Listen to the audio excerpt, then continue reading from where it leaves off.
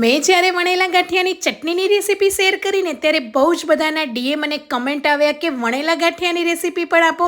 તો આજે હું બાર લારી જેવા પોચા અને પરફેક્ટ માપ સાથે પહેલી વારમાં પણ સરસ બને ને તેવા વણેલા ગાંઠિયાની રેસીપી તમારી સાથે શેર કરીશ. તો એના માટે 250 ગ્રામ જેટલા બેસનને ચાળીને લઈ લઈશું. સ્વાદ પ્રમાણે મીઠ અને અડધી ટીસ્પૂન જેટલો ગાંઠિયાનો સોડા એડ કરીશું. 1/4 કપ જેટલું તેલ એડ કરીને લોટને સરસ રીતે મસળી લઈશું. હવે થોડું પાણી એડ કરતા જઈને કઠણ લોટ બાંધી લઈશું. લોટને એકદમ કઠણ બાંધીશું અને એ પછી આ રીતે 1 થી 2 ચમચી પાણી એડ કરી હથેળીની મદદથી લોટને આ રીતે મસળી લઈશું. લોટનો કલર આ રીતનો થોડો વ્હાઈટ થઈ જાય ને ત્યાં સુધી મસળશું. હાથમાં લોટ ચોટે નહીં, એટલે લોટ પરફેક્ટ છે. ઢાંકીને 20 થી 25 મિનિટ રેસ્ટ આપીશું. અડધી ચમચી તેલ લગાવીને ફરીથી મસળી લઈશું. થોડા એવા આખા કાળા મરીને આ રીતે લોટમાં ખાંડી લઈશું. 1 ચમચી અજમો એડ કરીને લોટને મસળી લઈશું. હવે લોટમાંથી થોડો એવો ભાગ લઈ લઈશું અને આ રીતને વચ્ચે આંગળી અને હથેળીની વચ્ચે રાખીને ગાંઠિયાને વણી લઈશું. આ રીતે નીચે હાથ અને ઉપર કરતા જઈને ગાંઠિયાને વણવાના છે.